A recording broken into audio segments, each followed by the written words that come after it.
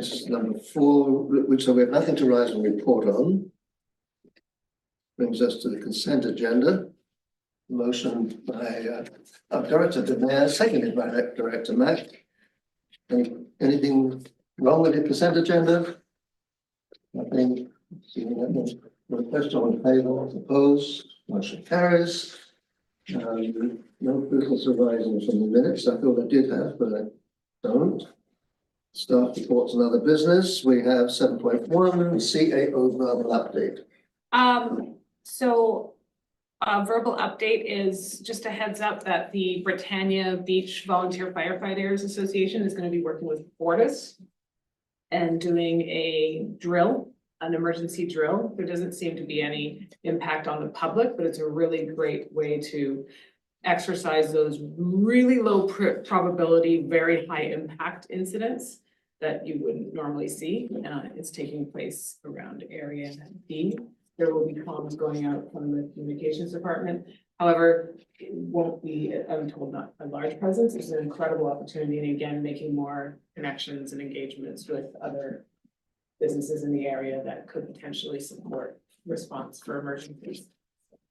Good. Just a heads up. Thank you very much. Thank you. Information report on February 2025 select Can we funds just have a report. motion to What? receive? Oh, we need to receive that. Yeah. I beg your pardon. Thank you. Moved by Director De Mayor, seconded by Director Mack. I'm taking turns here. All in favour to receive, opposed, motion carries. So now we'll go to select funds report.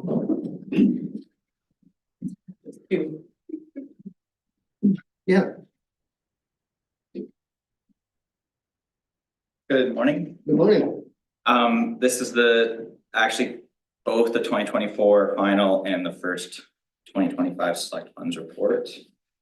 Maybe I'll just ask if there's any of the previous year allocations that can be removed from this report. It'd be great to let me know and we can reallocate those funds back. Otherwise, I'll open it up for any questions on this report.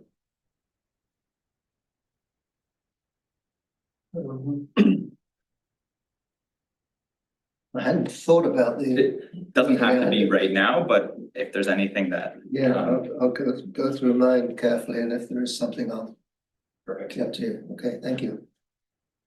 Director Mack.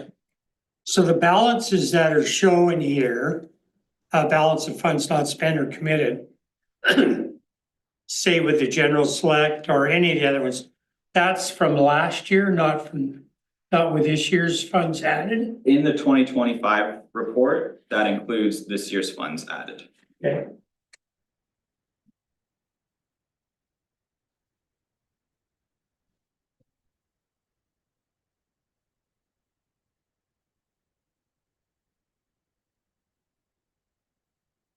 I see. Yeah.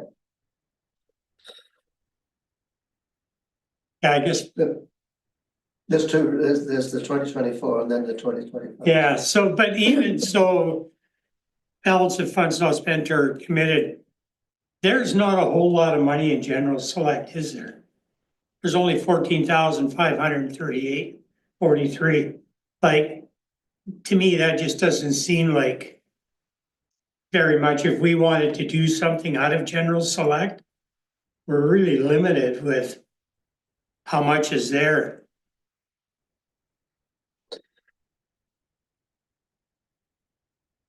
But we're governed by policy, how much goes into general select, are we not? Yeah, so to change that, if I'm, correct me if I'm wrong, but to change that would require review by the board. Updates to that PC Hydro PILT policy. Yeah. Yeah, which is quite an undertaking. So, sorry, Director De Mayor.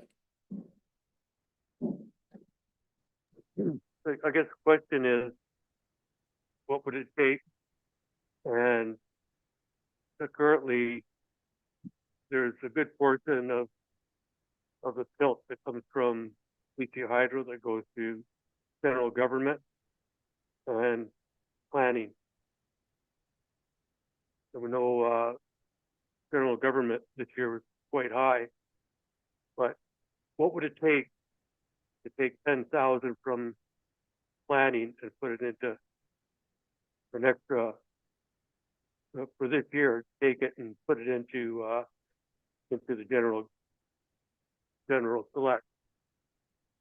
And looking forward into the future years, when we do review the PILT policy, just make it permanent.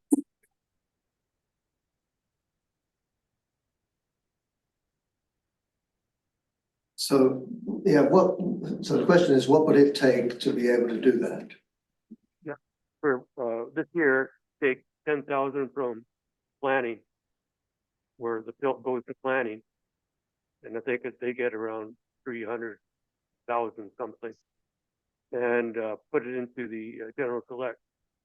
One of the things that we all know is that, you know, planning and general government, the municipalities pay into it also, and they're the major contributors to it. But with general select, some of the funding that we put out also benefits the municipality. Not only the 4 electoral areas, but also the municipality, especially with the food bank portion that we've been given to the various nonprofit organizations throughout the region. So that's my spiel on it. And I think when we do review the PILT policy, is to make sure that the general select for future years has sufficient funds. Okay. So Sal, the distribution of money or allocation of funds is a board policy. So let me ask staff what the question, your original question, what would it take to get a $10,000 shift from planning this year, 1 year? Not possible, Not unless possible. we update the policy. Okay. But there's no time to update this policy outside of the 5 years that it's scheduled to be reviewed, and that schedule is 2026 when we open it up, which is perfect because that 2026 year triggers the change in the allocations. So right now, Area A and B PILT and areas and B PILT receive that increase beyond the 4%. Right. That's gonna change now in 2026, so it's probably good to open it up then, show how the 2026 revenue is gonna flow, because it'll be different. And then it's a perfect time to open it up for any changes at the board level. So that's something we be contemplating later in this year then, We could, if there's at time. least for 2026. Because there are other questions about the PILT funding, or the total amount of PILT funding. This is not the only one that's been raised. So to do this as a one-off thing for this is not possible. Okay, thank you. Curious if I can ask one more question. So there can't be an amendment to create it to the policy? Policy would have to be opened up by the board and approved by the board, but opening up that policy is not something we're prepared to do this year. That's, yeah, it's not a simple question you're asking, Okay. Sal. So, well, we need to, if we're gonna do that for next year, we need to open it up prior to budget. So that it's all kind of in place for 2026 budget. Yeah. It's not necessarily, like you can do it after budget and it'll just be available, like, we don't receive the PILT funds until July. No, it's not so much a budget item because the money's coming in. We know the total amount. What we're talking about is reallocating within that total. So it wouldn't have to be before budget necessarily. But we would want to do it to, if we're gonna make any changes, that are done, I would think earlier in 2026, because it would affect other people that are involved in it, other than just the electoral areas. There are a couple of other allocations in there that I know have been subject to requests for increase, so. Okay, I think so, we're stuck with it for this year, okay? Okay, I look forward to the policy review Okay, next year. good, thank you. Any other comments? No. And we'll pass on to Director Birch Jones, the request to cull anything that's not necessary. Okay, thank you. Can I have a motion to accept? Motion moved by Director Mack, seconded by Director Mayor. All in favour, motion carries. Now we've got you here for a few, haven't we? 7.3, request for decision, Canada Community Build, CWF. That the Squamish-Lillooet Regional District allocate an additional 25,000 from Area C Community Works gas tax funds towards the testing, design and construction of a potable water system for Gates Lake Community Park. I'll move that. Moved by Director Mack, seconded by Director DeMare. Any comments, any problems with that at all from the expenditure? No? Nope, yeah, that's great. You want to say anything else about it, Russell? No, just, I guess, hopefully this is enough, because we've already got, what, 100 or whatever, but whatever it needs, we have to get this water system up and running for this season coming up. We've been waiting for quite a number of years, so anyways. Good, thank you. I'm going to call the question then, all in favour? Motion carries. Now we get to 7.4. That's the Works Fund, Northern and Southern Pilt Reserves and Amenity Reserve balances. Great, so this report is highlighting the reserve balances for the Community Works Fund, the BC Hydro Pilt Reserves and the amenity reserves. The figures highlighted in this report include any 2025 revenues, including our budgeted interest revenues, but only include expenses that have been approved via resolution so far. First, with the Community Works Fund, the estimated balance at December 31st, 2025 for each account will be Area A 44,000, Area B 469,000, Area C 513,000, and Area D 118,000. For the BC Hydro Pilt accounts, Area A has 304,000, Area B has 338,000, and Area D has 327,000. I'll also just highlight quickly the resolution to allocate the funding for the hazardous materials testing in Area A. We had initially allocated 80,000 to date. There has been 50,770 spent, which leaves just over 29,000 remaining. We haven't seen many of these requests for reimbursement come through over the last few months. But that 29,000 is currently still allocated out of the Area A build funding. Okay, thank you. Any questions for staff? Director DeMare. Can't hear you. We've got a few comment, I guess, and then a couple of questions. The asbestos testing funding, staff are going to be bringing a staff report where we'll keep 10,000 in that, and we'll take 19,000 of it back into Pilt Reserve. 10,000 will do roughly properties. And there's a number of gas tax and tilt funds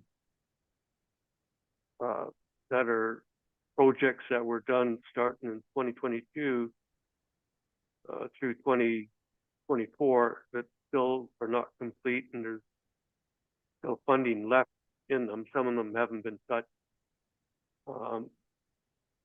So it'd be good to know what the status of those are. And also, I am expecting, you know, in conversations with staff previously, the Marmot Street in Braylorn sewer line, that was around roughly $90,000 to $100,000 project to replace that section of pipe it's all new pipe. That'll be the last of the pipe work that has to be done from the sewer project. So I'm expecting that.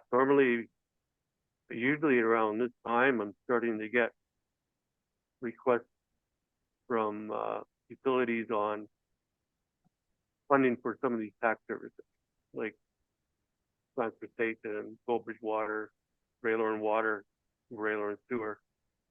So I haven't seen anything yet, and we're coming up to March when the budget has to be completed.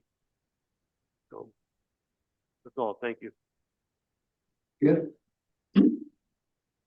Director Mack, any? No, I'm good, thanks. Oh, Go ahead. 9669 Portage, Peppermint Portage Road, CAC. Is that money it's in our bank account sort of thing? Yeah. We received that $105,000 payment. We have been earning interest on it, but at this time, we don't have like a policy or plan to use those funds. So that's something that would need to be developed. Yeah, none of it's been spent to date. Yeah, so my thought, that money should be used, obviously, in area C. And it should be like recreation or whatever needs to be funded in area C. Whether it's Gates Lake Park, the boat launch, or whatever. But I mean, we should have some sort of a plan on what we can and can't spend it on. Because that was an amenity to put those 5 lots in place, correct? Yeah. Okay, thank you. I just have one question about Southern Pilt. What was the amount that was added for 2025?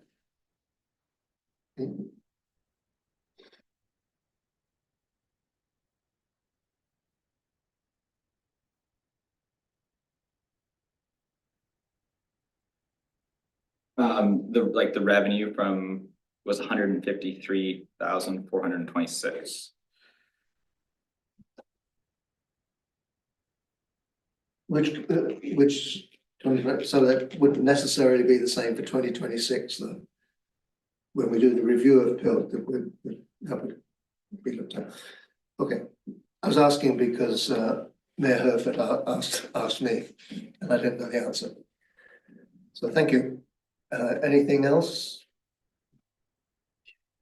I have a motion to receive this, please. Moved Director Mack, second Director de Mayor. All in favour? Motion carries. Thank you. Now we're on to 7.5. Draft EAD budgets, second review. Dan France, Director of Finance. And I'll be going through the draft budgets. The assessment values we looked at last month, but the non-market change assessment review I added for this month. And it's a little bit odd because I actually had to call BC Assessments on some of the changes. So for Area D, there was a drastic change for one parcel by 36 million. And so I called BC Assessment about it, and they said it shouldn't be in the non-market change. It was an appeal that was approved, but somehow ended up in the non-market change. So it's basically a Furry Creek residential property. So the change that is highlighted in orange here, that's the non-market increase, which is 1%, basically 1.3%. And then the increase to market is only 0.75%. So generally speaking, we had more non-market increase than a market shift. And then if you go to the table following that, I have the inventory non-market change specific to inventory changes. So usually that is new construction. So you'll see area A had 12% of its total change as inventory, which is 100% of its non-market change. So area A, it's mostly non-market change that is affecting. And then area B has negative values for non-market change, and I did request information on that as well. And it's basically due to shifting to farm status. So when a residential property is shifted to farm status, it drastically reduces the assessment. So that's basically what area B shows as the non-market change. Area C has 100% inventory change, basically for their non-market. So 98% of the total change is inventory. And area D is the anomaly. So that residential inventory change includes the 36 million reduction for that one parcel. So it skews this total. Yeah. Well, And we can go through these one-on-one if you want to look at specific changes. I do have details. It's hard to discern exactly what happened unless you call BC assessment for the details. okay, thank you. So I'll get into the budgets. The 2024 forecasted figures are still not final and will change. So this will come back in the March EAD meeting with adjusted 2024 forecast. But I've added all the 5-year plans as preliminary budgets. So the civic addressing center, the requisition is shown as 0. There is no projects in the work plan as yet, although there was still discussion on whether to have that civic addressing pilot project moved into a program of the EADs. So that's potential to use the reserve funds for that. But the budget is just showing all available funding within the expense line in case in 2025 the EAD wishes to spend it. If it's not spent, it'll just carry forward for the next year as surplus and can be spent in the next year. Any questions on the civic addressing budget? Okay. We'll go to the building inspection budget. This 2025 draft budget requisition is 134,606, which is an increase of 38,845. It's a 40% increase. The CPI is entered as 2.6. Includes any incremental changes for salary increases, and benefits also include the recently approved changes. The highlighted areas within the budget are the notable changes, so more than a couple $100 of change. We received some late invoicing for legal. That's why we had to increase the requisition slightly. So I increased both the legal costs in 2024 for the actual expenses, and then the 2025 I increased to, because I actually had to reduced it because of 2024's carry forward. The building permit service fees are under budget, so we had to pull from the operating surplus reserve. But if the EAD wishes to decrease the requisition further, we can pull more from the surplus reserve. Right now, the surplus reserve has at least 4 months remaining, which is the maximum requested in the reserve fund guidelines. But we can decrease that to say 3.4 months and pull an extra 36,000 And that would basically decrease it to a 3% increase, or $2,800 basically. So I'll leave that for discussion for the EAD. Okay, thank you.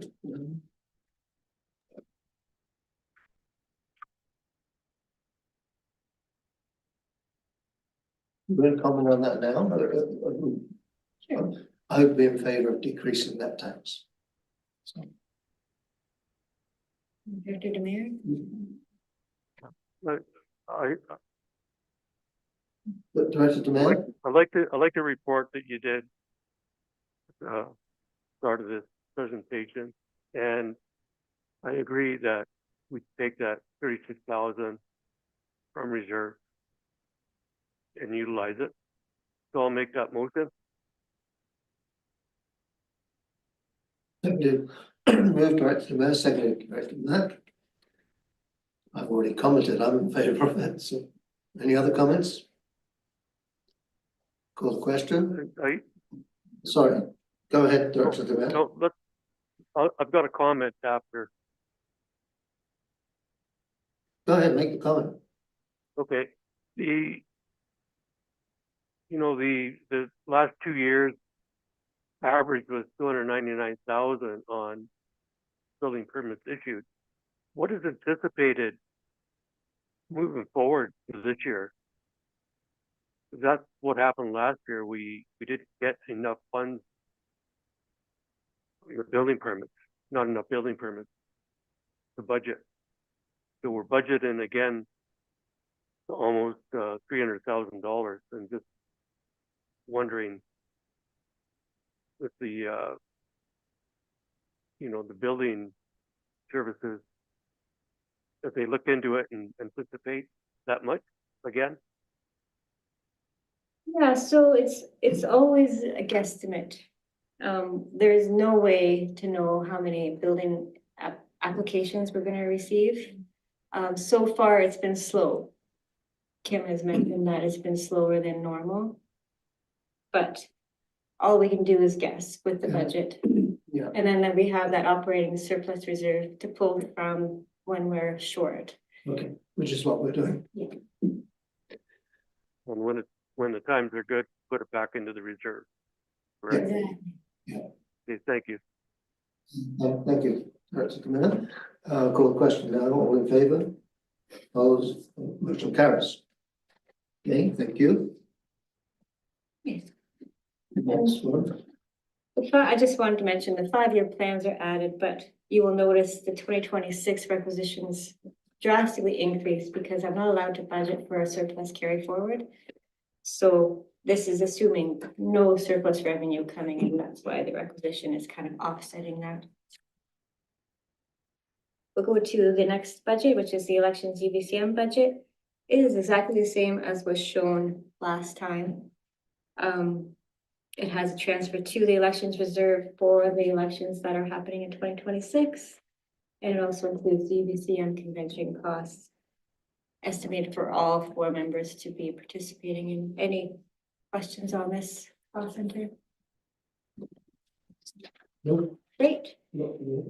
And the 5-year plan shows the estimated expense for the elections in 2026, which is based off of the previous elections cost plus an increase. We'll go to the next budget, which is 1761 emergency planning. There will be some changes to this budget even further. A slight reduction to salaries for 2025.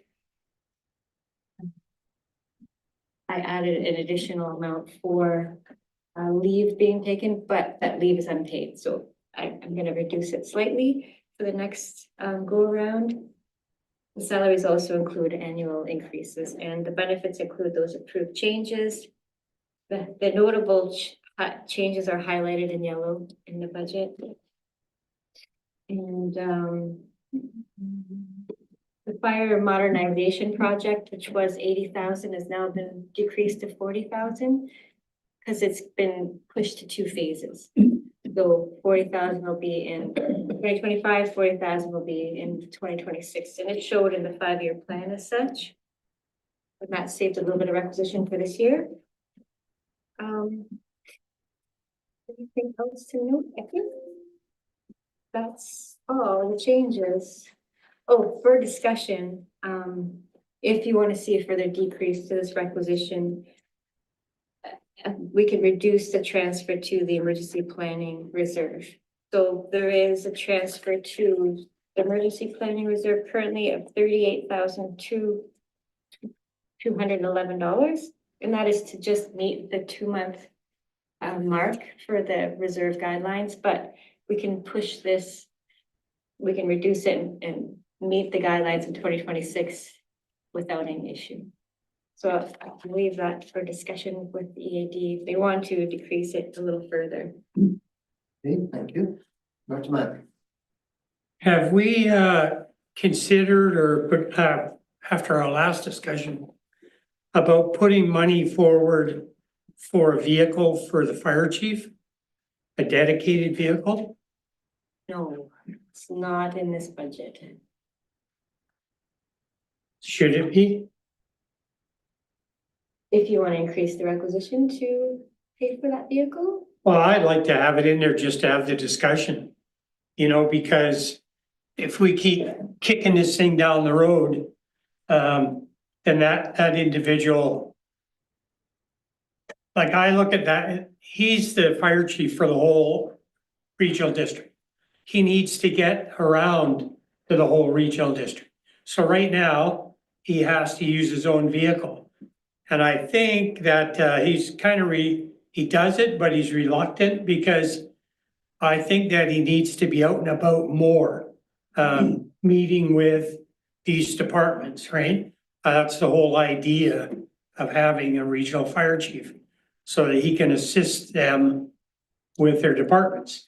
So I think it's really important that he has his own vehicle that's dedicated to his position. Like I said in our other meeting, every municipal fire department, every chief, deputy chief, fire prevention, and on and on and on, they all have their own vehicles for a reason. So I think we should be seriously looking at that. If we want to have a regional fire chief, we need to support him with the equipment he needs. So anyways, I'd like to see that put forward, and then we'll have a discussion at the board table in our budget Thanks. this year, not next year. Thank you. Director Demir, I've got you there for a minute. I just want to follow up on Director Matt's comment. The cost to us at the moment is not zero, because when he goes and uses his own vehicle, he's claiming expenses. Yeah. So where is that budgeted? No. in travel and in emergency So planning, it's in emergency planning. unless he's traveling to a department of the SLRD, so that, say for the Howe Sound East Fire Hall, so say he went to the Britannia Beach Fire Hall, that travel cost would go to Britannia Beach because it's for service of Britannia Beach Fire. Okay, so if he had a dedicated SLRD vehicle, that was his vehicle, there's some of those costs that are being paid at the moment would sort of transfer to the operation of that vehicle, would they not? It would transfer to emergency planning, I would assume, if it's for all of the travel needs versus just the fire departments. I don't know if there's a cost benefit to having his own vehicle at this point in time. No, is it too much to ask? Would you be able to pull out what we paid, what expenses were paid to him last year for travel? Yeah. Because if we do bring this to the board for a discussion, that's Yeah. a question that will come up, sure. For next meeting, Which which has to be the approval of the budget. if we make recommendations to the board here, it would be coming to the March board meeting, the February board meeting. Yeah. Is that possible? Yeah, and then that budget though would have to be approved with changes, or it would have to have some approval to go flow through to the board for the financial plan. Absolutely, Okay. absolutely. It's just that if we're trying to push for a decision, we would need to know those numbers. And it may be that we don't do anything this year. I mean, that's a possibility. But it would give us some idea of where we're going next year. But I think what we need to determine is the fire chief, happy to be driving his vehicle all over the regional district to go meet with these folks, in these different areas? Yeah. Because if he's reluctantly doing it, then that's not a benefit to us, because like, say if he has to go to Birkin or to Sal's area, I'm listening, sorry. pardon me? I'm listening, sorry. Okay, Keep going. so if he has to go to those areas, and maybe he's kind of reluctant to do it, so instead of going 2 or 3 or 5 times a year when he's needed there, he maybe only goes once. Mhm. So they're not getting the benefit of us having a regional fire chief. So that's why I say he needs his own vehicle that he can jump in at any time and go. And it's an emergency vehicle is what it is, right? So, Okay, thank you. One final comment on this? Because I've got Sal waiting. Oh, I can answer that, just if Go ahead then. if it helps. I would say from my witnessing, probably 90% of the time, the vehicles here are used for those travels. The staff drive here, grab the vehicle and then go further up north. At times they will, the day before their shift, will take it if they're going south. Probably the biggest impact here is south, because the fire chief isn't gonna drive up, grab a vehicle, drive back down. But you will mostly see I would say, every time I've seen it, it's been in an SLRD vehicle. So there's no barrier there. The current barrier to the organization is that at times a vehicle isn't available, but that is impacting everyone, not just fire chief. And I would balance this thought with the amount of a dedicated vehicle being idle in Britannia Beach versus being utilized by multiple staff members when things are short. Like, I can say that the fire chief uses the SLRD vehicle a lot. yeah, that's good. And so we should, because that allows him to get out and about and not worry about wearing his vehicle out. Even if you're getting mileage doesn't mean anything. It doesn't cover the cost. No, it doesn't. I mean, you wear the thing It's out. not a drive to Pemberton to pick up an SLRT vehicle. He wouldn't, if he's going to This kind of. Black Tusk, he wouldn't. No, not Black Tusk. But you've still got a 110, 12, 113 K trip to here, just to get an SLRT vehicle. May I comment on that? Go ahead. As part of being employed at the SLRD, the expectation is you commute to the office. And that's part of. Okay, that will come up later. Director de Mayor, thank you for being patient. Over to you. I agree with putting more money into the reserve. I think the way the budget looks, I think we're good. We're good with that. I've got one comment on the volunteer composite fire department equipment and training. We're getting a report from staff at the March meeting, the EAD meeting, and that's $45,000, which was to be split between the 4 electoral areas. And there's definitely a lot of talk at the EA forum I was at last week. There was talk of it. We're going to be talking about it at Silga also coming up, about the whole program where the electoral or the regional district taking it over from basically BC Wildfire. The BC Wildfire had given it to Fraser Basin Council to administer. So it'll be interesting what transpires there, because I'm not sure if the SLRD is put in for that funding. And I think, if I remember correctly, the applications are still good to May, as long as there's money left. So I look forward to that. So I'll make a motion to accept the changes. I'm not quite clear about the comment you made at the beginning. Did you say you're in favor of not putting money in reserve, but reducing the I think it was about 36,000, 38, I believe? 38,000, yeah, into the reserve. So build the reserve up to the 2 years. Okay.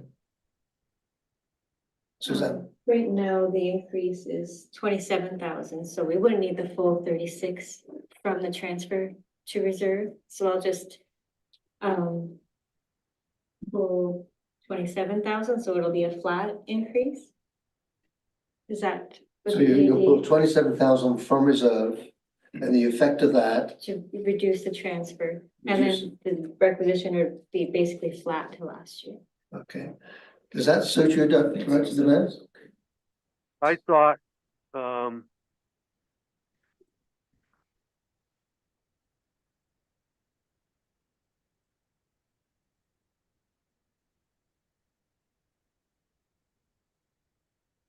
I read it right, the transfer to the emergency planning reserve of 38,000 is proposed to meet the minimum reserve guideline policy of 2 months regular operating, which equals $150,000. That was within the statement at the start of the of this document. And that's what I'm referring to. Yeah, and Suzanne's comment is that instead of the full 38,000, if we just did 27,000, the effect of that. And I'm good with the 38,000 to build that reserve up for 2 months worth. We're not decreasing the reserve transfer. Because the increase isn't that much. I think if I remember, it was about 2% this year on that service. 4.8% increase. So do we need a motion for that then? No, we don't. You have any comment, Director Matt? No, I'm still running this fire truck thing through my mind, Oh, okay. but anyways, I'm good, yeah. Okay, Okay, great. that's good, so we can move along then, please.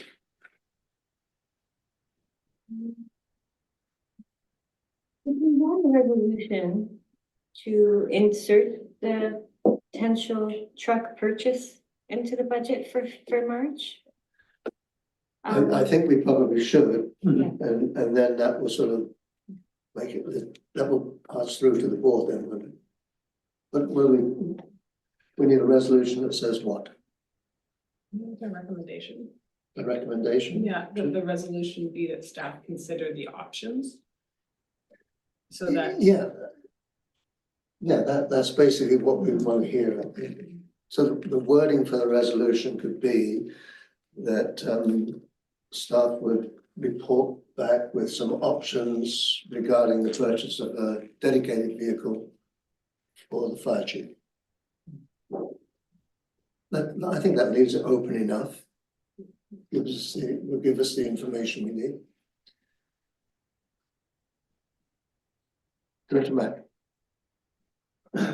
Could I put community works funds towards the purchase of that truck? It is a fire truck.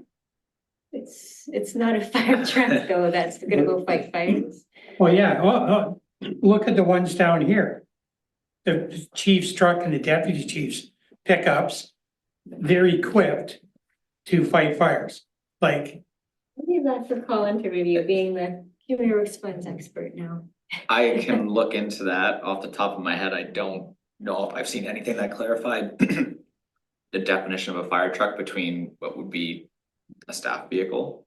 But I can look at that and consider that as an option. all I can say, so we get a pickup truck and we equip it the same as this truck right down here. And that truck is capable of going to motor vehicle accidents. It's, you know, it's got first aid equipment on it. It's got a small pump and tank on it. It's got, you know, equipment. So you fix it up to that standard. And then it's not just a truck for somebody to drive around in, it actually can respond when needed. So see if we can, I can look into discussing that with Slide that CM through. and seeing what their interpretation of that is. Yeah. thank you. I was gonna ask the same thing. For me, a fire chief's truck would be red. It would have on there that it was the fire chief, and it would be picked out as an emergency vehicle. So, anyway, we'll leave that with you. Thank you. And this would be parked in his driveway, no risk of loss of equipment. I would think there could be accommodation made for that. He lives in Britannia Beach. Oh, We can't keep it at the fire hall. I got, I just, personal. Can we, I believe we've got, the Director of Emergency Planning is coming back with a report on allocation of resources and infrastructure and equipment. And this, us pontificating on how fire trucks are used and where they're parked and all of that is not really the work of the board. So can we just move on? thank you, Thanks. thank you for the prompt. We have a motion. Do we have a motion? We have a motion on the floor. We do. That we're asking staff to bring back a report about this. So, all in favour? Opposed? Motion carries. All right, the select funds are next, and I don't think we need to go through those. Those are very basic. So any further questions I'll take from the EAD committees? We're at the end. More events. We are. Thank you very much. Thanks. This brings us to, oh. You're finished. Dismissed. Thank you. Need a motion to receive the report. Moved by Director Demare, seconded by Director Mack, motion to receive the report. Favour, opposed, motion carries. Okay, 7.6, request for decision notice of will. Do we have staff coming in for this? We do. Okay.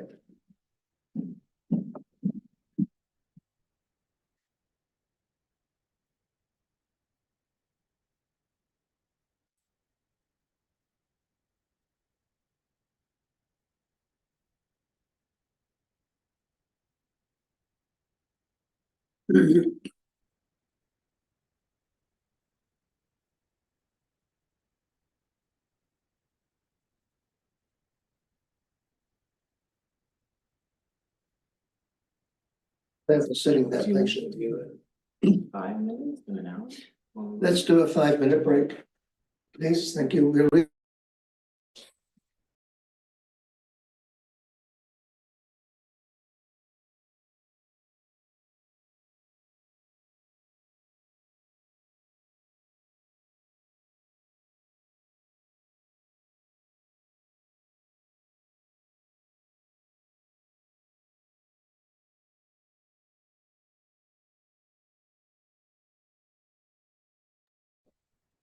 Okay, could I invite you to come and sit? You're here to deal with this area C19? Yes, good. So notice untitled construction contrary to building bylaw regulations, white area C. Good morning, my name is Archan Dhaliwal, building official for the SLRD. Property owner Daryl Roy White, location 9254 Pemberton Portage Road, electoral area C. Some of the key issues with the property. A stop work order was posted September 19th, 2023 for construction without a permit. On September 28th, 2023, the property owner was contacted by a registered letter with notice that the posted stop work order was for the construction of a structure on the property without valid building permits, which is a contravention of the Squamish-Lillooet Regional District Building Bylaw number 1611/2020. Property owners were also requested to submit a building permit application on or before Tuesday, April 23rd, 2024. Otherwise, action may be taken to enforce the regulation or section 57 of the community charter may be invoked. On October 11th, 2024, the building official conducted a site visit. Construction had continued after the stop work order was posted. Construction is still incomplete. On December 10th, 2024, the property owner was contacted by a courier with notice that the stop work order was still in effect. No complete permit application has been received, and the file will move forward to notice on title consideration. The property owner was urged to obtain the required permit to avoid further action. On January 10th, 2025, the property owner was contacted by a registered letter with notice that the Squamish-Lillooet Regional District Electoral Area Directors Committee will, at its EAD committee meeting on February 12th, 2025, consider a request by building department staff to register a notice on title against their property located at 9254 Pemberton Portage Road, Electoral Area C. Evidence of alleged contraventions of the Squamish-Lillooet Regional District Building Bylaw number 1611/2020 in support of the request for a section 57 community charter notice on title will be presented. They, as the affected property owner, will also be provided an opportunity to make representations to the EAD committee. Copies of the associated staff report and section 57 of the community charter were enclosed. As structure exists and no permit was completed, staff requests that a notice on title be placed at this time. Thank you. Do you have any comments, Director Mack? No, the only thing I would say is I would prefer option one, preferred option on this situation. Apparently you've contacted this individual a number of times, Yes. and yeah, I think this is the right way to go.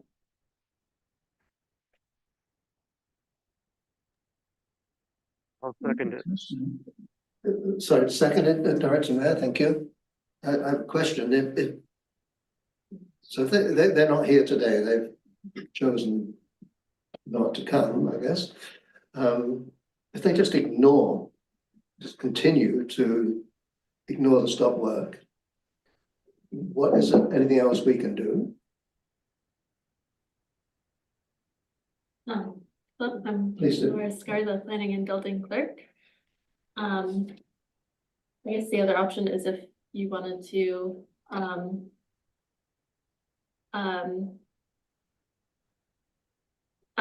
pursue option number 2, which would be to compel the property owner to complete the building permit process via a court injunction.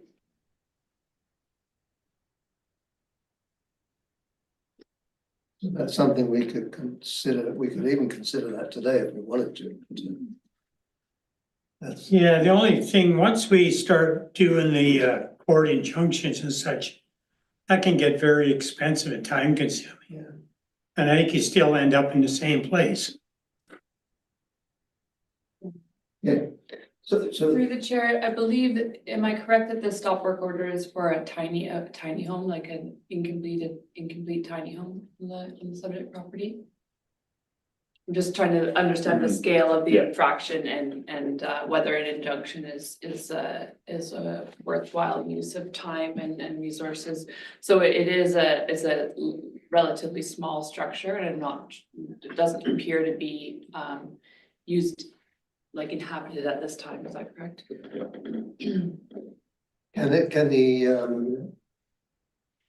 They're contravening a bylaw, so we could issue fines.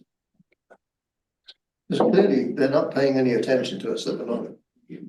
Yes, and through the chair, part of the process here too is that the notice on title is there for any future property, people who are interested in purchasing the property. So that's on title, and I think that's an important part of this step is that that is a protection for future property owners or potential property owners.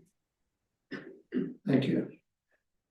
Well, we have a motion on the floor for option one. Any further comment, Director Demir? No. I guess- Now that we know it's a tiny home, because I had no clue what that building was, is, and of course, there can't be any short-term rentals. But what are they gonna do with this little tiny home?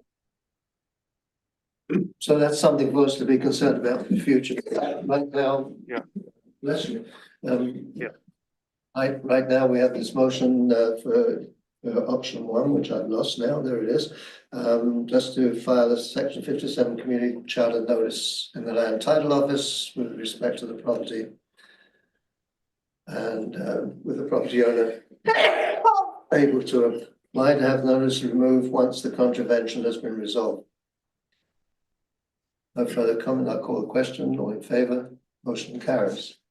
Okay, thank you very much. It brings us to 7.7.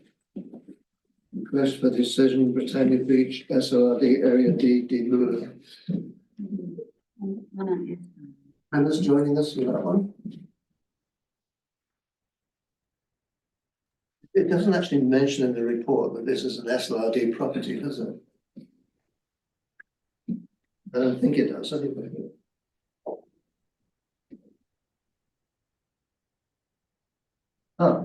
Anna, good morning. We're on item 7.7. Good morning, Director. Thank you. I'm a planner analyst at the SLRD. I'm just here to answer any questions, and I did want to mention that we did a mail out to the neighbors, and we have not received any comments so far. Yeah, I'm going to move this one myself. That SLRD board approved the issuance of a development variance permit for the property legally described as lot 140, lots 891 and District Plan BCP 20004 to vary the minimum exterior side setback from 4.5 meters to 0.2 meters to bring into compliance existing structures. This is a fence. So that would be option one, preferred option? Yeah, that's. I haven't got that on my screen, but yes, I guess so. Yeah, I'll second I'll that. second that. Yep. Any comments at all? I'm not going to make any comment. Full question, all in favour? Motion carries. Thank you. 7.7. 7.8. Request for decision electoral areas. That's been removed. Should say that. Oh, I beg your pardon. 7.9. Civic address signage and installation pilot project summary of work. Good morning, my name is Claire Dewar. I'm a senior planner at the Squamish-Lillooet Regional District and also acting director for Ms. Needham. So I will provide a high-level overview of the information report specific to the civic address sign and installation pilot project. And we also have Ms. Katerniak on available to answer any questions specific to the civic addressing program.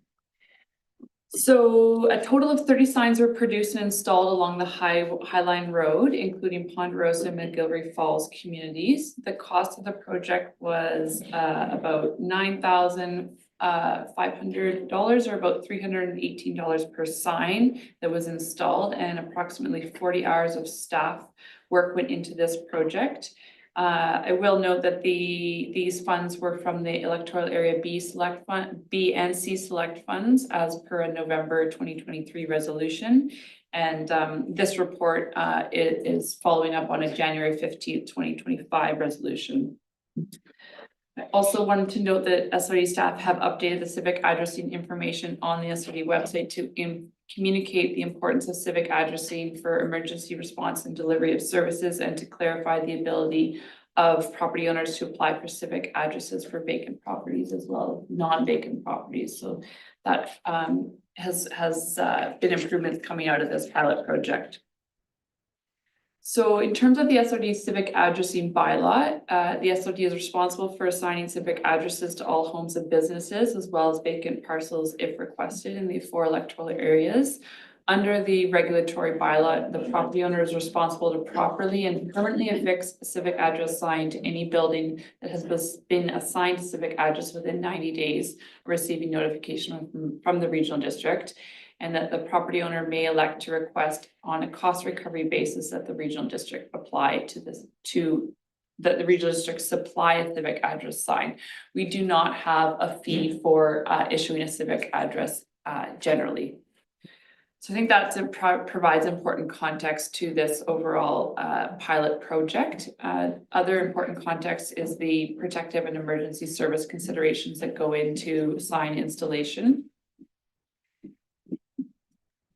Noting that efficient provision of services to a property, including emergency services, are tied to civic addressing. During an emergency, properties without a civic address can be a challenge and slow down work of emergency personnel.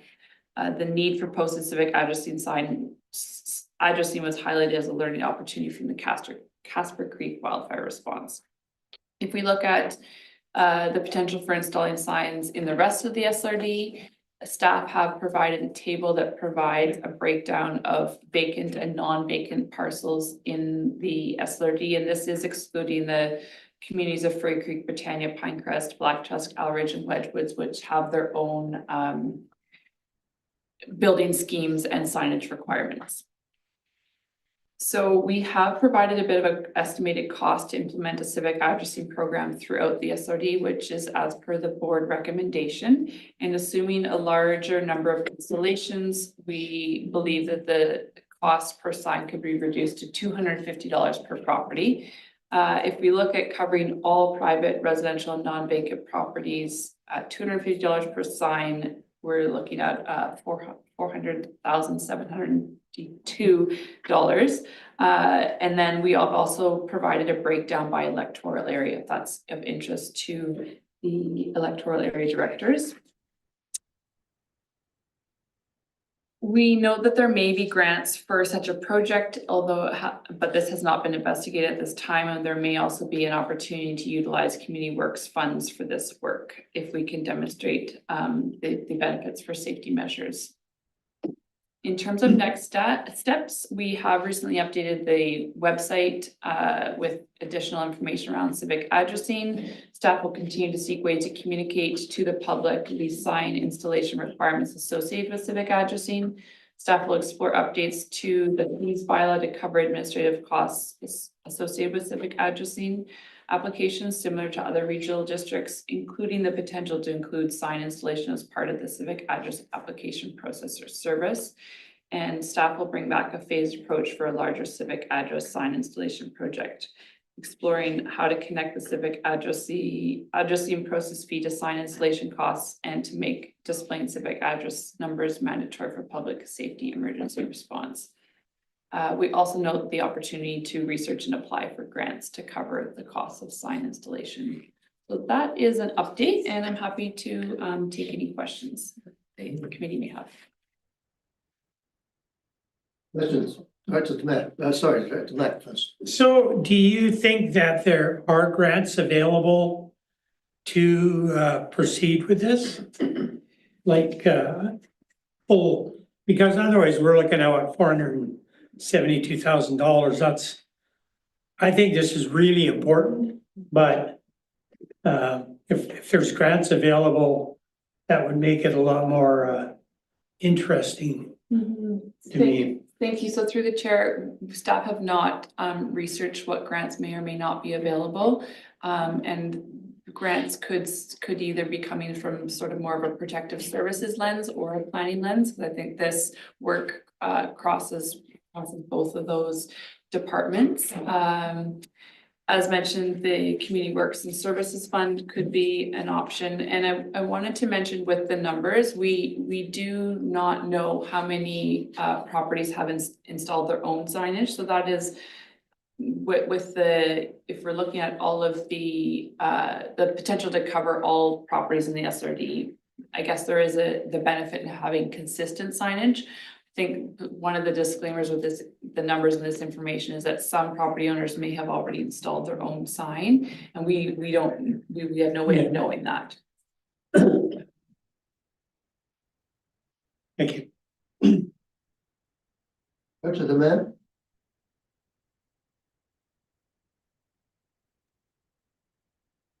I'm with Director Mack that this is an important for our rural areas, and as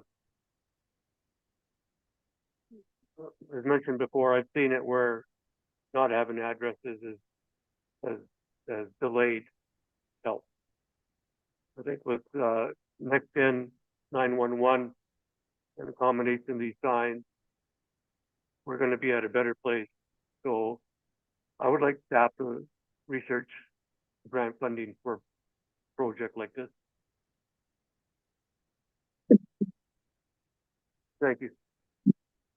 Yeah, I'd just like to comment that I think communications, it could be really important here. I'm just thinking around Furrow Creek, around Britannia, which you've mentioned, those communities.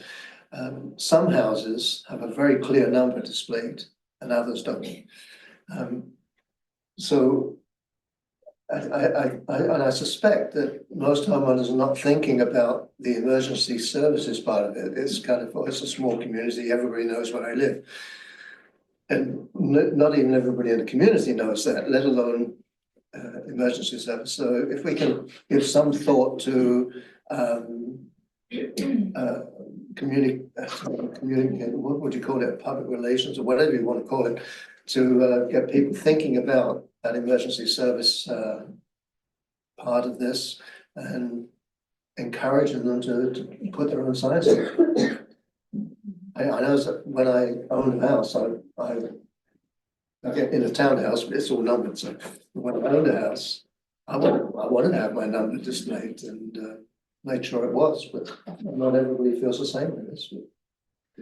So as you go forward with this, and I guess that would involve communication staff, and I won't make any kind of resolution, I'll just make a comment.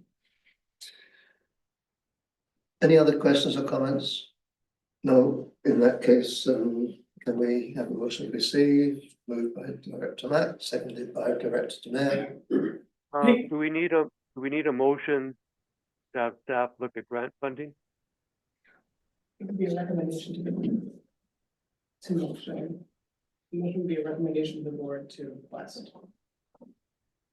Staff, Staff, whatever. All right, go ahead. Frame that, Director.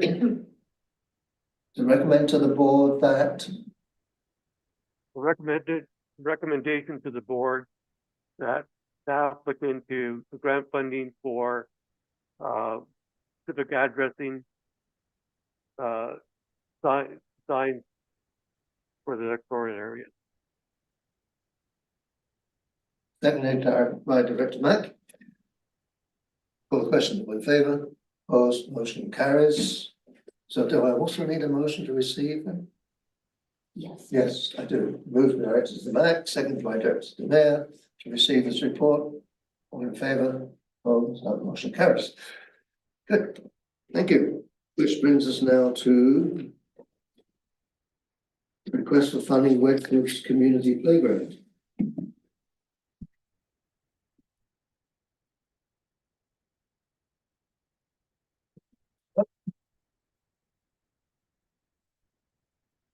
nice cut, by the way. Morning, Omar Butt, Director of Environmental Services. I'll introduce our new Parks and Trails Coordinator here, Bree. Oh, Hello. Ah, welcome. Thank you. Great to be here. This report was actually done by Allison. Previously, Director Mack and myself and Allison met with the Strata president last spring and talked about a playground that they were interested in building. So this information more just tells some possible funding options. And it looks like the Wedgwood Recreation Fund is the most suitable, but we've provided the information there and happy to answer questions. Director Mack. Yeah, I mean, there's options, but in reality, I'd rather use community works funds, rather, because there's far more money in community works funds for Area C than there is, Wedgwoods, there's only 148,000 or something that can be used for something else. The other thing, I had a conversation with David Everhart from Wedgwoods, and he was, they're bringing a proposal forward to do the west side of the road. So he was suggesting that that may be part of the amenity or a part of the amenity package is they would contribute or pay for that playground. So I think we need to really check that out and, you know, and see if that's the case. And then we go from there and we figure out funding after that. We have, Allison has been in discussions with planning department, and that's why this was delayed. It could have been brought a couple months ago, but that will be brought in the next couple of months, I believe, but it was switched out so that it wasn't part of that, but they yeah, I'll wait for that to come to the board. Yeah. Okay, yeah, because I mean, we do want to see this move forward. I think it's a really good amenity. It's just that I would like to see it get paid for somehow, that it just maximizes the amount, the dollars that Area C has for other stuff, right? So. Yeah, that can be discussed when planning brings that. Yeah. Okay, thank you. So what would you like to do with this? I guess receive the report and then just allow it to move forward, like with planning. And with like David Everhart and just see how we work the funding up. So however you want to craft. So to receive and we need to allow staff to proceed. Yes. And you're saying we'll sort the funding out later? Well, no, I think we should sort the funding out as we're going along, not wait till later, but kind of do it all together. So when staff does figure out this is going to go forward, we do have the funding in place, whether it comes from community works funds, amenity funds would be my third to component. So if it's David Everhart and the amenity funds that he's going to put forward for the west side of the road, you know, could be worked out to I think go towards this. if we're going to be community works funds, I think we would need an agreement, some kind of contract with the landowner. It's because it's not SLRD land. Yeah, Yeah, well, let staff figure that out. go ahead. May I make a suggestion to receive the report and everything is noted? No other direction is required and staff are. As long as staff can continue with it, as long as we're not holding it up. Okay. Then we need to do a motion to receive the report. We do. By Director Mack. Seconded by Director Demir. I'm sorry, Jen, did you have a comment? No. Call the question, all in favour? Motion carries. Good. Thank you. Thanks.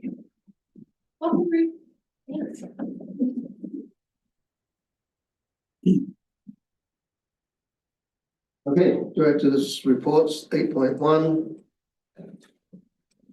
Provide funding of $1,000 for electoral area B select funds. I can't pronounce that society, I'm sorry.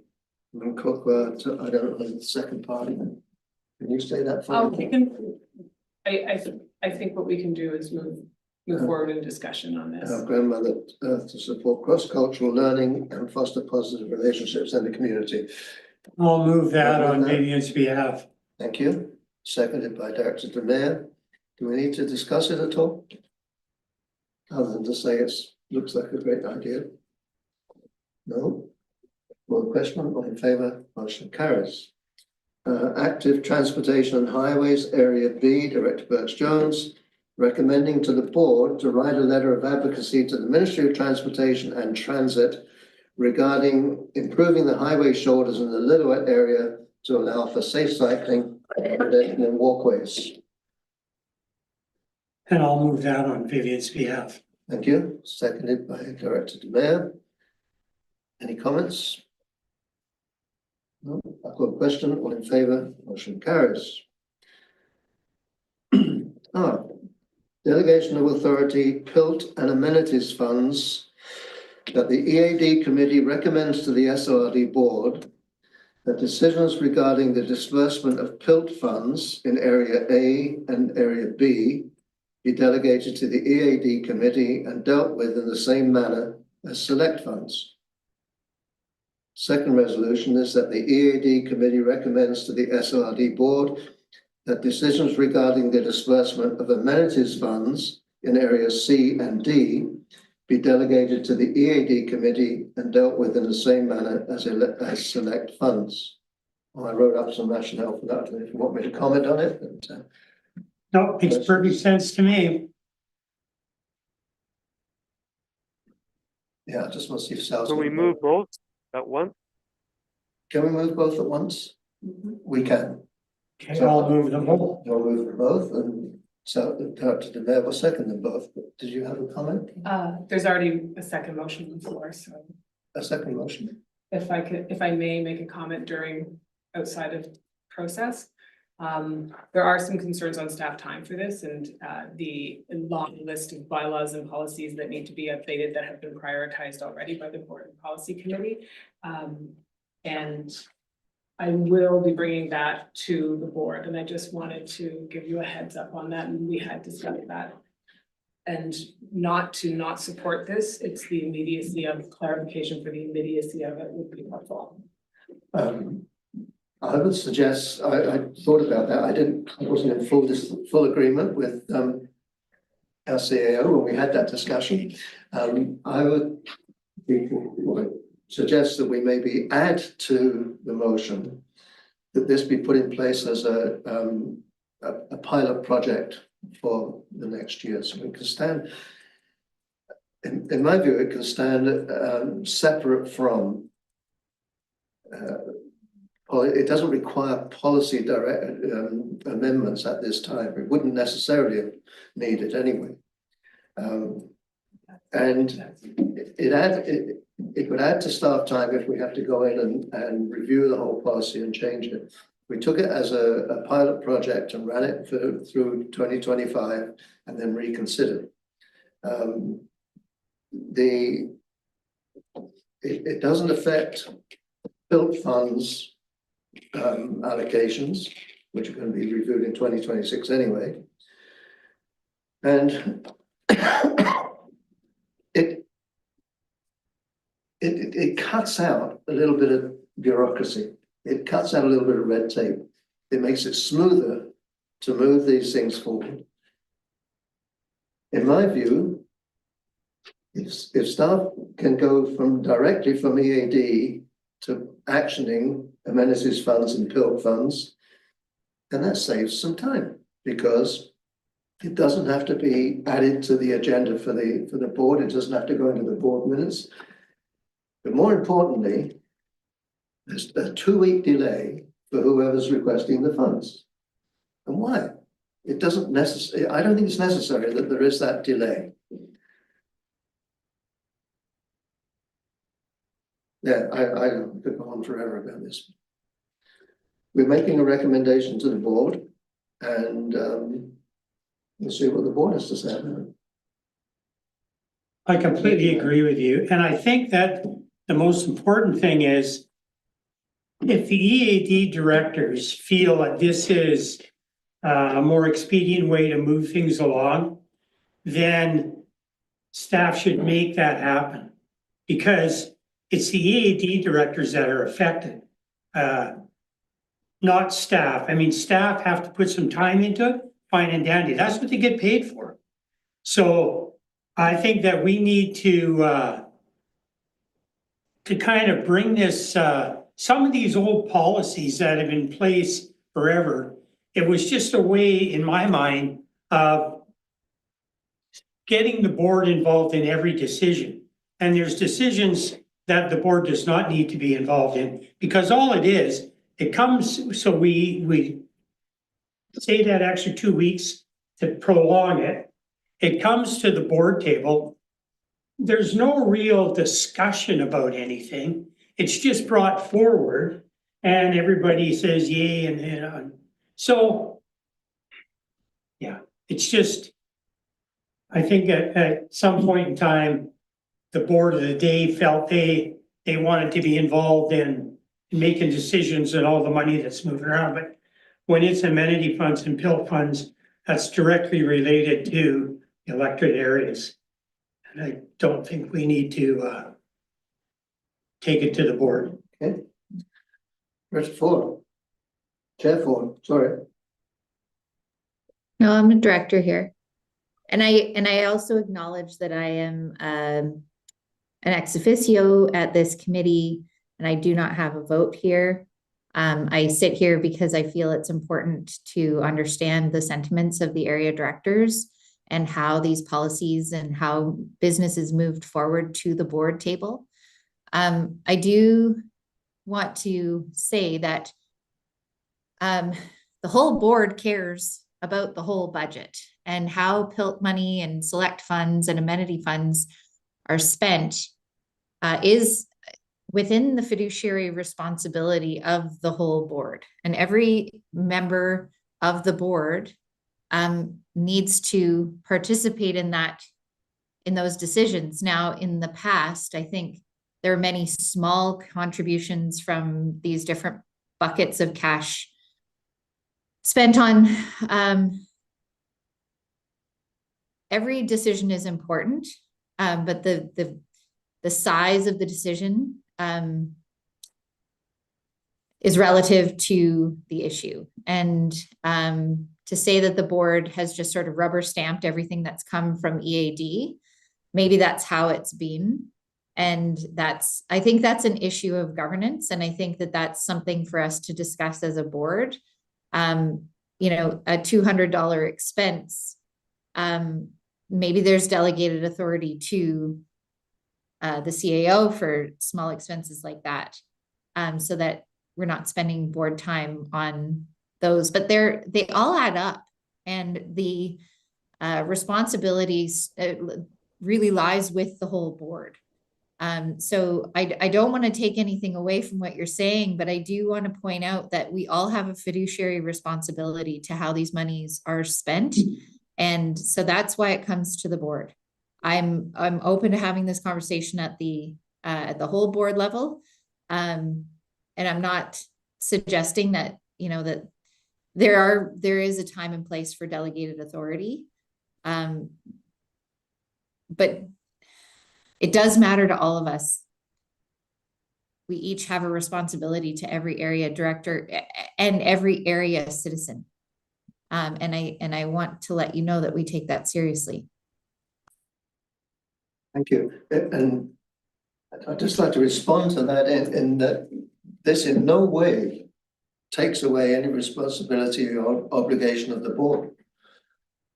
The select fund, the amenities funds can only be spent in areas C and D. The funds that are labeled as PILT for A and B are no different than the select funds. The practice with select funds is The authority is delegated to us here, but it goes to the board, and it's usually in the consent agenda.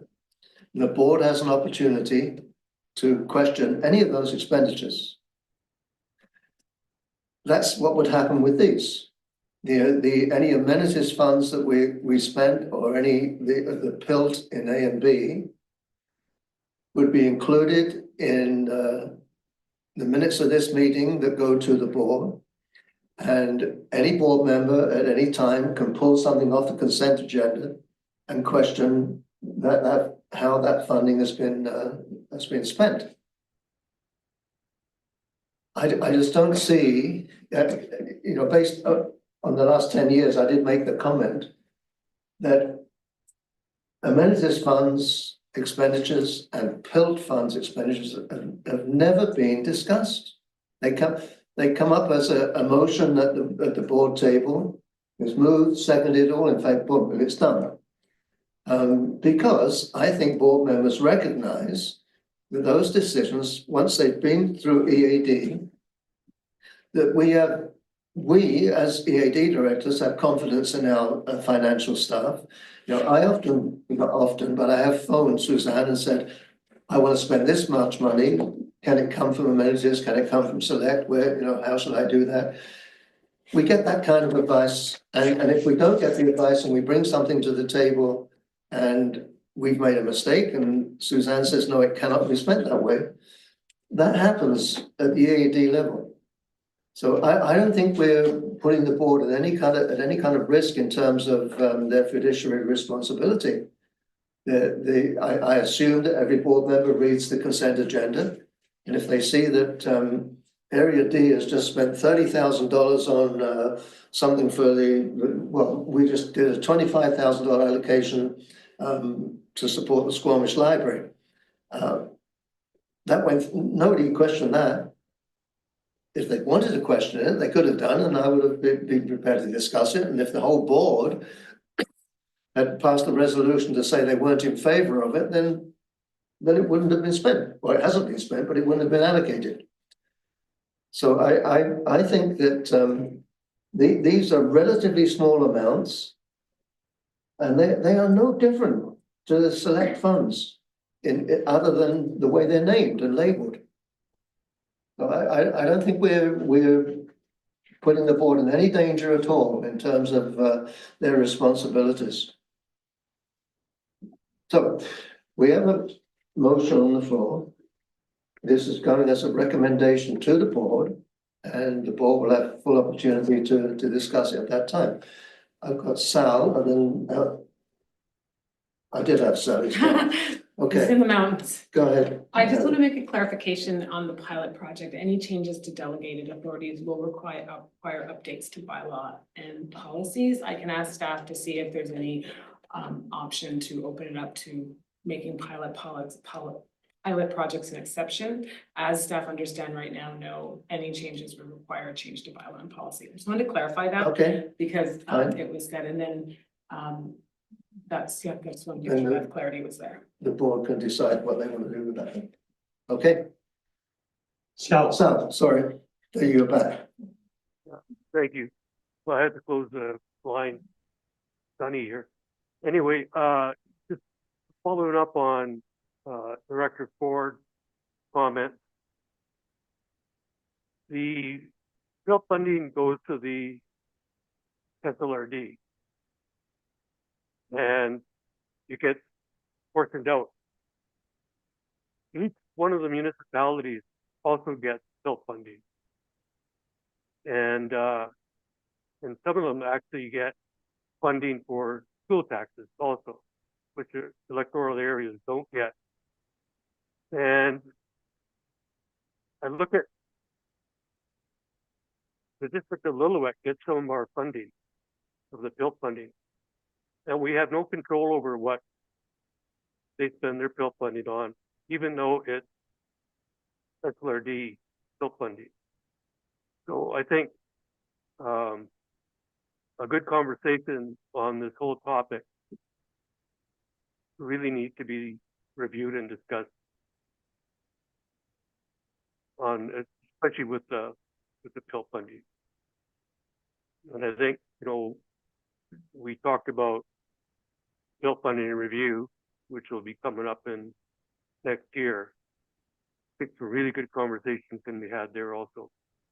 So thank you. I look forward to those. Okay, thank you.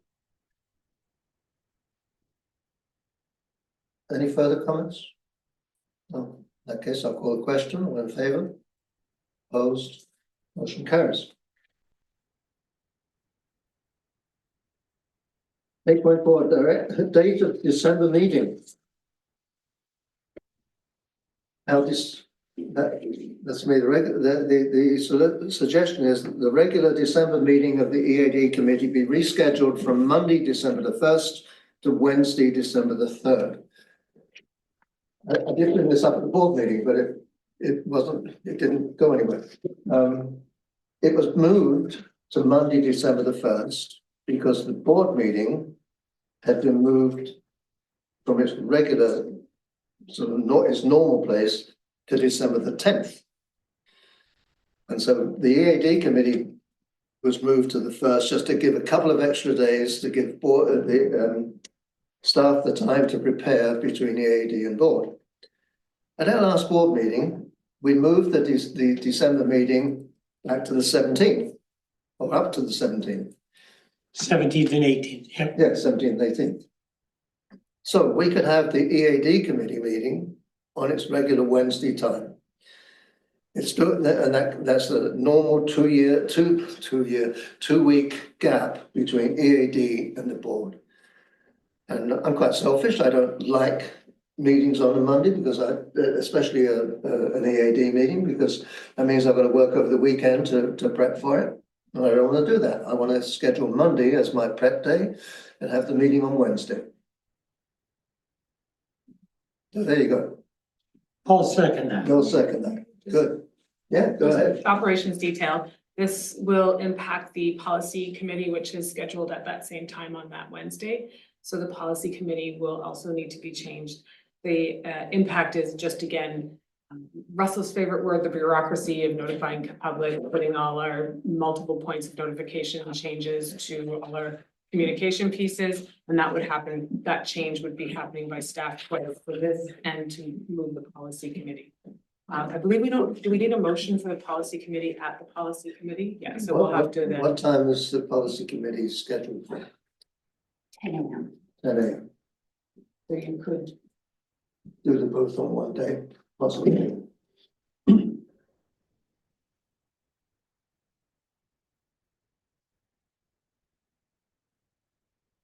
So the policy committee meeting is at 10. How long is that meeting scheduled for? 2 hours, 2? typically 2 hours. So that would be noon. Why not have the EAD meeting at 1 o'clock? 2 hour, 2.5 hour meeting. Yeah, you do that. May I comment only because feedback from the northern directors has been to leave early in the winter evening. So if it's a long one, it would Let me impact just ask the northern director. Director DeMayor, what would you think if we did a 10 o'clock to 12 o'clock policy meeting in the morning and started EAD on that Wednesday at 1 o'clock? Be doing it virtually, Yeah, well, you are today. so no problem with me. And I would think Vivian would be the same. She wouldn't drive in for it, but she would be. So so then we don't need to change the policy committee meeting at all if we schedule this for 1.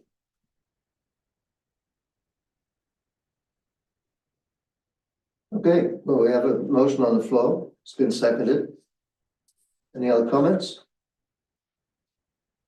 Call the question. All in favor? Opposed? Motion carries. Thank you. Now we go on to correspondence for action, request for funding. Berken Recreation and Cultural Society. I will move this. I'll second it. Any questions? In favor? Opposed? Motion carries. Next one. Members of Valley Snowmobile Club. Rutherford Valley Trail compostable toilet. Wow. Is that one of those urine development toilet, diversion toilets? I don't know to tell you the truth, but it's Yeah. already installed and working, so. Oh, very good. So now they just want some money for it. You gonna move that? Can I just make a comment just for the public to understand that this isn't a water source toilet, so different from other ones, so bylaw and planning and development and building have reviewed it, and there's no permanent required, there's no impact on interior health. There's no water source required, so if that question does come up, why it's different from other barriers that we've seen with these toilet ones. The one concern that finance just wanted to consider was that it be for the capital cost, the ongoing maintenance would not lie at the responsibility of the SLRD, and unless it came to consideration again, it might want to be included in the resolution so that clarity is there. Sometimes when capital projects are funded, it's not clear whether or not we're also funding the ongoing maintenance of it. So if the motion were modified to say $6,825 towards the capital cost of the compostable toilet? I would say, what I would suggest is one-time funding at this time. I think just the one-time funding is adequate and it provides clarity that it's not ongoing. Right, Yeah, Okay, that's but that- fine. Yeah. yeah. So stick those Yeah. ones in where it's appropriate, please. And I'd like to take that money out of amenity funds, Area C amenity funds. So it's a recommendation to the board. Yeah,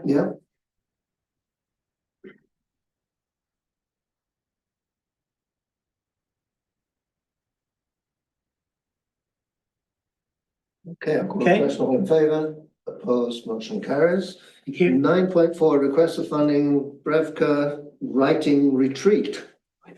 Funding of 1,500 for electoral A select. We just missed 9.3. 9.3. On this one? Seniors lunch. Seniors lunch. Well, I'd call that a seniors moment. I beg your pardon, 9.3, Gold Bridge Community Club Seniors Lunch. I'll move that. Oh, Sal can move. He's moving it. Okay, and I'll You're second it. seconding it, good. Any comments on that? Are we all invited, Director Demir? Yeah, when is Come on the up. lunch? It's usually at the end of the month, each month. I think we need to go to that, Tony. Yeah. That would be a You trip. guys aren't seniors? Good, Road trip.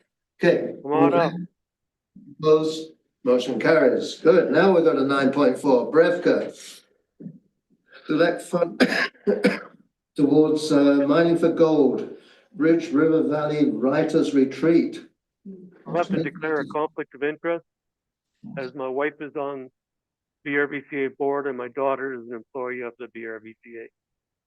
Okay, we'll move you into the waiting room for a moment. And at this point, I have to note we don't have a quorum. So we would need to defer this, Have to move this till the next meeting. defer it to March the 12th meeting then. Can I Is that get a right? motion to do that? Yes. Move, seconded, we're both in favor. Done, okay, so now we need to readmit Director Demir, I think. Oh, yeah.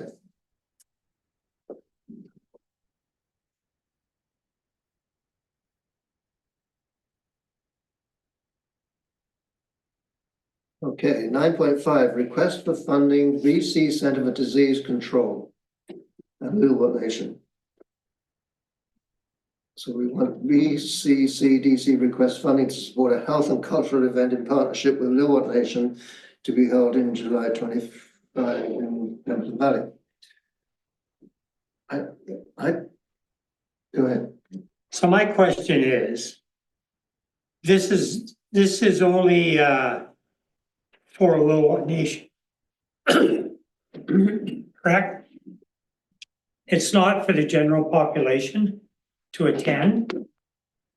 That's a good question. We can ask that. I believe it is supporting Lillooet Nation youth and many nation youths.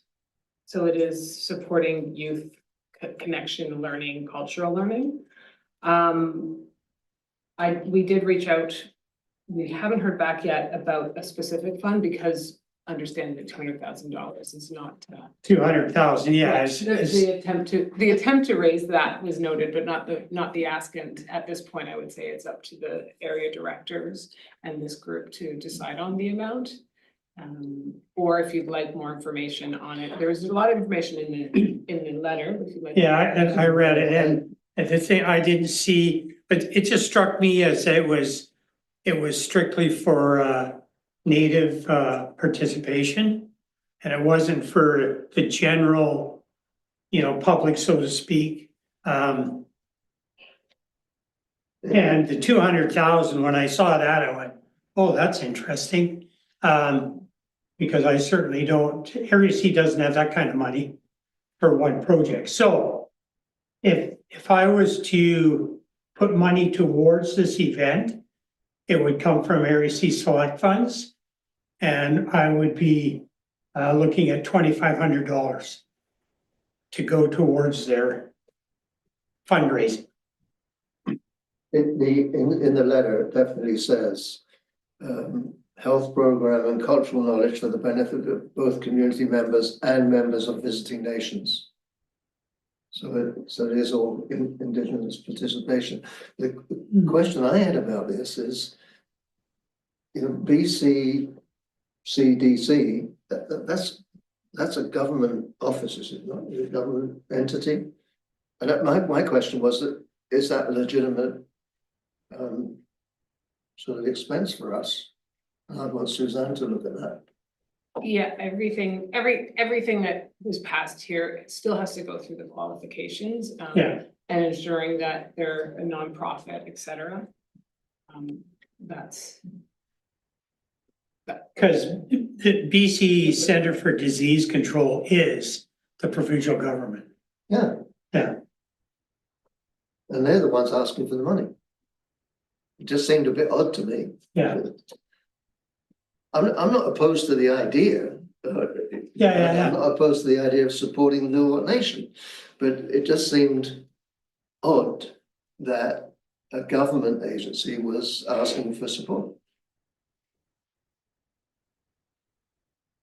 Can we check that out then?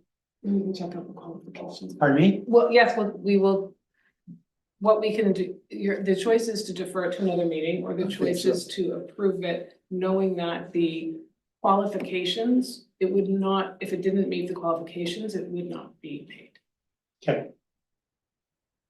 So I'll make that motion. That we have staff follow up and see if this qualifies. And defer it to March. Yeah. Okay, let's second it. Thank you, so Director DeMayor. Is that clear enough? Okay, thank you. I'll call the question. All in favour? Motion carries.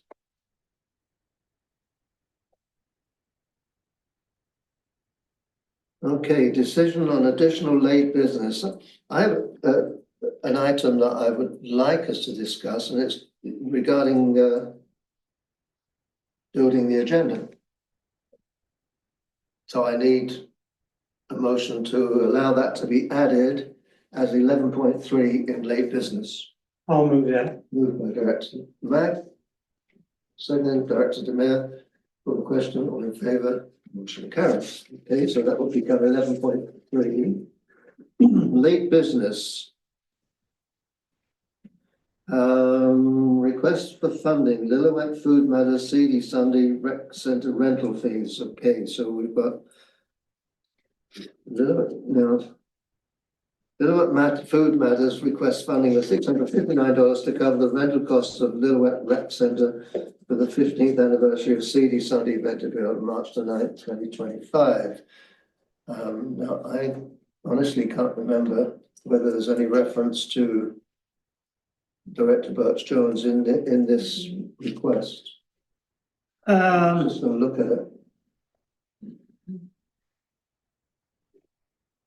Birch Jones has indicated there. Oh, it came to to Director Birch-Jones. Was that included in her email? So I'll move this on her behalf, You will, okay. and it would be from select funds. Area B select funds, yeah, or area D, doesn't matter. So from Area B select funds, seconded by And that, Yeah. Any, no need for any further discussion. I call the question. All in favour, motion carries. 11.2 correspondence for action, Hampton Valley Diking District. And I will move this.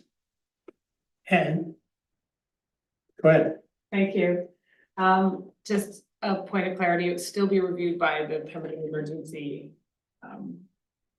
Management Committee. Thank you, Pemberton Valley Emergency Management Committee. This is to jump in front of the budgeting process, and they've asked for a 3-year commitment of funding. This is funded annually and every year coming back to the table. So they've asked for a commitment of 3 years. That wouldn't be paid now for the 3 years. It would just be in your report. You'd see it committed for future. Paid on a yearly basis.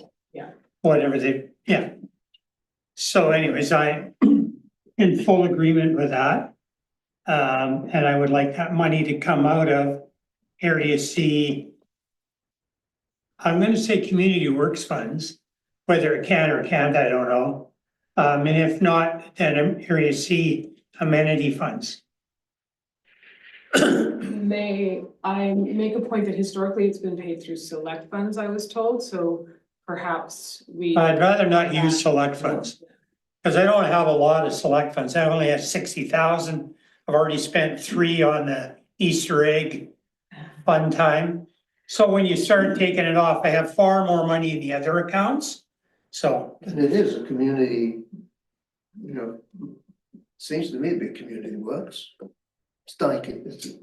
well, I hope that it could be, yes, Yeah. for sure. I think it's a great point, and we can look into it, and Yeah. it brings up the great point, why was select always used, so maybe there is not a qualification here, so let's look into it again, because they have opened up. Well, and I think it's going up each year, like, you know, there's been more and more gauges installed. Yeah. So, yeah, that's why I would rather use Community Works Funds would be my first choice.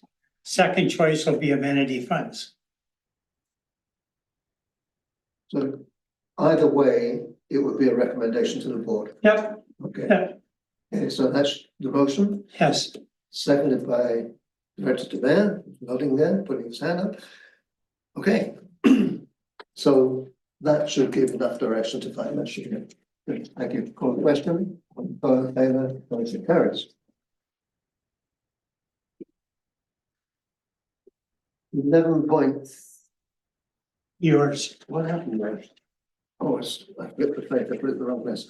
11.3. So 11.3. I wrote a note to myself that I wanted to bring up today. And I'm just going to read it. So it's regarding the agenda items. So I want to make a motion to this effect, that any request to staff from an electoral area director for use of funds from select, PILT, or amenities funds should automatically be placed on the next EAD committee agenda. Any requests from societies or groups in an electoral area for grants from any of the above mentioned funds should be placed on the agenda, provided that the electoral director involved is advised in advance. And the result of that means that staff do not need to email or phone the chair to ask for approval to put such items on the agenda. And my reasoning there is that, and I've had several phone calls from different staff at last minute sometimes, do we have your approval to put this on the agenda? And the fact is, a request for funding for many of my colleagues, I would never say no to. If I have a question about it, I can ask it at the meeting. But I would never say, no, you can't put it on the agenda. And the same with if the request comes from the society, I would just want to know that the electoral area director knew about it, which is what the question I was asking about Vivian in Director Birch-Jones in the last item. And it just, sometimes staff might have to wait 2 days to complete the agenda because they can't reach me. So it just makes it easier. And I've been trying to think of what an objection could be, and I can't think of one other than the next chair might not want to do it. So I've put in here that for as long as I'm chair of the EAD committee. So there you go, that's my spiel. I'm interested to hear what Director Demir and Director Mack think of that. I'll move it. It's up to you. You know, you're the chair. If you feel comfortable with that, fine and dandy. Comfortable with it. Well, there you go. So I'm just checking the. And Director Demir? Yeah, I'll second that. Okay. Director Ford, do you have a comment? No, I can't see a downside. You can try it, and if it doesn't work, you can always call it back. Is there a problem, Director Bushra? No problem from you? No problem, we were just checking the policy and procedures. To see that if anything needed to be updated or if it's purely operational, and it looks right now that it's purely operational, so we can just We'll just do it. put the I think not having a lot of time, let's get staff to confirm that. It makes things easier. It's not, I'm not disagreeing with that, it's just that this has come upon so quickly. I'd like Angela not to rush and read this through, but get the answer back. And if it's purely operational, there's not even a motion needed. I didn't do it as a We can make it happen motion. tomorrow. I put on your note here, I said, these directives, I put it down as a directive to staff. But I thought I'd be polite and offer people an opportunity to have their input. Okay, so there is a motion here, so I'll just call the question. All in favour, the motion carries. So if you come back to us at the next EAD and say, oh, it's impossible because of some clause somewhere or other, then we'll deal with it then. Nothing's impossible. It's No. just about legislation and. Yeah, that's fine. I understand that. So I won't expect to hear any phone calls or have any emails between now and March the 11th, sorry, as we're going on Tuesday, about any of these kinds of items. They're just magically appear on the agenda and I publish them. I read the agenda. Jolly good. Director's notice of motion, none. Up to number 13. that's your job, Tony. Oh, okay, I move adjournment. Very good. Thank you. In favour? Passed. There we go.